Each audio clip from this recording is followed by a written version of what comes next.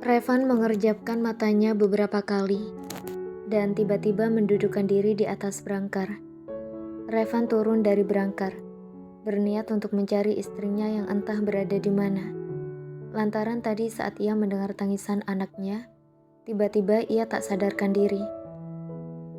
"Revan," ucap Rendra yang baru saja masuk ke ruangan tempat menantunya berada. "Hana mana, Pak?" tanya Revan dengan tidak sabaran pada mertuanya itu. Rendra tersenyum kecil melihat hal itu, lalu berjalan lebih dulu untuk menunjuk letak ruangan tempat Hana berada. Saat tiba di depan pintu, buru-buru Revan membuka pintu kamar dan mendapati istrinya yang tengah terbaring di atas berangkar dengan sang ibu yang duduk di sampingnya. Revan berjalan mendekat ke arah berangkar Hana, lalu menggenggam erat tangan istrinya dan mencium punggung tangan Hana berulang-ulang. "Mas baik-baik aja kan?" tanya Hana lemah. Ia sedikit khawatir lantaran suaminya yang tiba-tiba pingsan tadi. Revan menganggukkan kepalanya cepat, lalu tersenyum kecil. "Mas lucu deh, aku yang lahiran, Mas yang pingsan," ucap Hana dengan terkekeh. Wajah Revan merona mendengar hal itu. Bagaimana tidak pingsan jika melihat istrinya yang begitu kesakitan, membuat seolah udara di sekitarnya menghilang seketika. "Anak kamu ada di sana. Lihat dulu Gi, udah diazanin sama papa tadi karena kamu belum sadar dari pingsan," ucap Cantika, lalu menatap ke arah tempat tidur bagi yang ada di ruangan itu. Revan melepaskan genggaman tangannya pada tangan istrinya, lalu berjalan pelan mendekat ke arah tempat tidur bayi itu. Revan mengerutkan keningnya saat tiba di dekat tempat tidur bayi dan melihat ada 2 bayi mungil di sana. Revan melirik ke arah Hana yang terlihat menahan senyumnya di atas berangkar, terutama melihat raut wajah terkejut suaminya.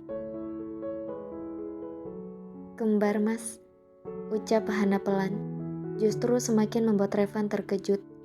Ia membayangkan di saat istrinya kembali berteriak kesakitan untuk melahirkan anak mereka yang satunya. Kembali membayangkan itu membuat udara di sekitarnya menipis. Tiba-tiba Revan menangis terseduh-seduh layaknya anak kecil, membuat Rendra berjalan mendekat ke arah menantunya itu dan mengusap punggung pria berusia 30 tahun tersebut yang tidak lama lagi akan berusia 31 tahun. Revan berjalan kembali mendekat ke arah berangkar Hana, lalu mencium kening istrinya tanpa henti dan mengucapkan kata terima kasih. Hana hanya tersenyum mendengar hal itu, lalu mengulurkan tangannya untuk mengusap pipi suaminya. Rendra dan Cantika berjalan keluar dari ruang rawat Hana, membiarkan Revan dan Hana di dalam beserta dengan kedua cucu mereka. "Udah, jangan menangis lagi Mas," ucap Hana pelan, lalu menyeka air mata di wajah suaminya. "Aku tidak akan membuatnya lagi. Aku akan memakai pengaman ketika melakukannya," ucap Revan, mendapat tatapan aneh dari istrinya. "Kenapa pakai pengaman?" tanya Hana, meski sebenarnya ia tidak tahu pengaman apa yang dimaksud suaminya itu. "Agar kau tidak perlu kesakitan seperti tadi. Aku tidak sanggup melihatnya, ataupun mendengar itu. Cukup mereka berdua saja," ucap Revan, membuat Hana mulai sedikit mengerti.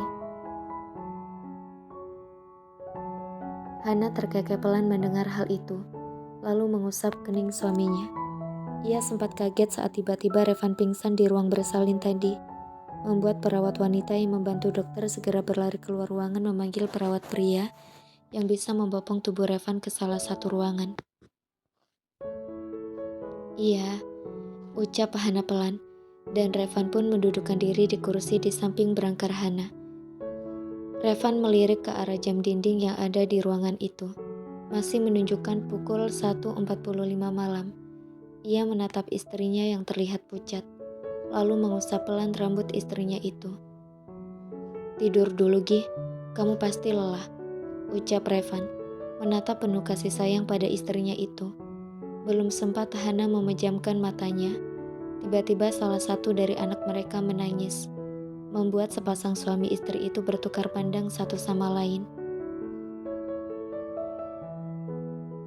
Mas, bisa gendong dia ke sini nggak? Kata dokter saat dia sudah bangun harus diberi ASI. Ucap Hana pelan. Dan seketika Revan bangkit dari duduknya untuk menggendong anaknya itu. Revan terdiam di depan tempat tidur bayi itu. Bingung cara menggendong tubuh mungil itu seperti apa. Tanpa pikir panjang, Revan berbalik ke arah pintu keluar untuk memanggil ibu mertuanya, meninggalkan anaknya yang terus saja menangis tanpa henti. Hana menggeleng pelan melihat hal itu. Sepertinya akan membutuhkan waktu lama untuk mereka tinggal terpisah dari ayah dan ibunya. Tidak lama setelah Revan keluar, Cantika masuk dan segera menggendong tubuh mungil cucunya mendekat ke arah Hana. Dan diikuti oleh Revan yang mengekor di belakang mertuanya itu. Hana mulai membuka kancing atas baju pasiennya untuk menyusui anaknya. Ia melirik sekilas ke arah Revan yang kini berdiri di sampingnya. Revan terdiam saat kedua mata wanita itu menatap ke arahnya. Cantika menahan tawa melihat raut wajah kebingungan menantunya itu. Revan, bisa keluar sebentar nak? Hana ingin menyusui, ucap Cantika dan dengan cepat Revan berjalan keluar dari ruangan itu. Meninggalkan sang istri dan mertua di dalam, Revan mendudukkan diri di samping ayah mertuanya. Sesekali memainkan jari tangannya karena gugup. Sudah menyiapkan nama untuk mereka berdua? Tanya Rendra, memecah keheningan di antara dirinya dan menantunya. Belum, jawab singkat Revan dengan menggaruk tengkuknya yang tidak gatal. Rendra mengangguk-anggukkan kepalanya mendengar ucapan Revan, lalu mengulurkan tangannya untuk kembali mengusap punggung Revan. Selamat ya, jadilah ayah yang adil, ucap Rendra, menasehati Revan. Revan menoleh ke arah Rendra yang kini terlihat sedih, teringat akan anak pertamanya yang telah tiada. Iya Pak, jawab Revan lalu tersenyum pada Rendra. Kau sangat pintar membuatnya, hingga bisa lahir sepasang hanya dalam sekali buat, ucap Rendra dengan terkekeh. Revan hanya tersenyum kecil menanggapi candaan mertuanya itu. Ia tidak percaya jika Hana melahirkan sepasang anak kembar untuknya. Ia pikir hanya satu saja. Melihat wajah putranya benar-benar membuat hatinya tenang, terlebih ketika melihat wajah anak perempuannya. Saat pagi tiba nanti, telepon om dan tantemu, beritahukan kabar bahagia ini, dan juga pada adik sepupumu itu. Dia pasti akan senang mendengar kabar baik ini, ucap Rendra dan mendongak saat pintu ruangan Hana terbuka.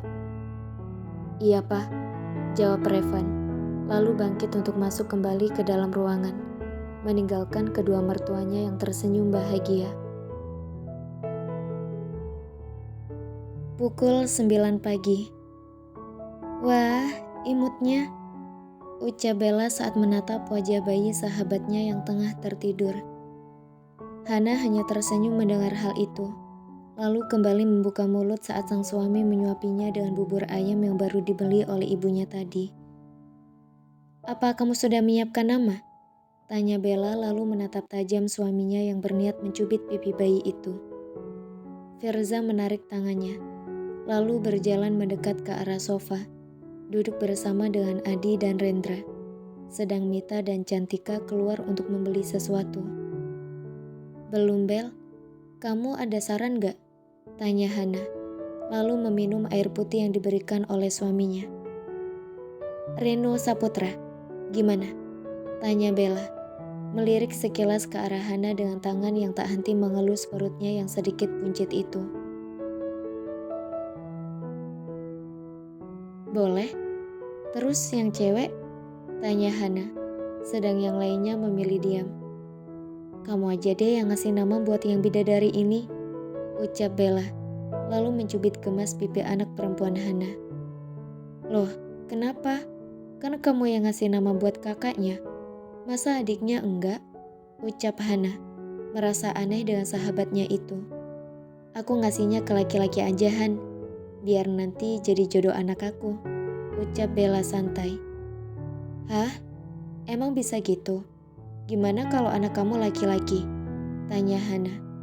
Bella terdiam sejenak, lalu menjawab dengan penuh percaya diri. Pasti perempuan. jawab Bella dengan senyum kepercayaan dirinya.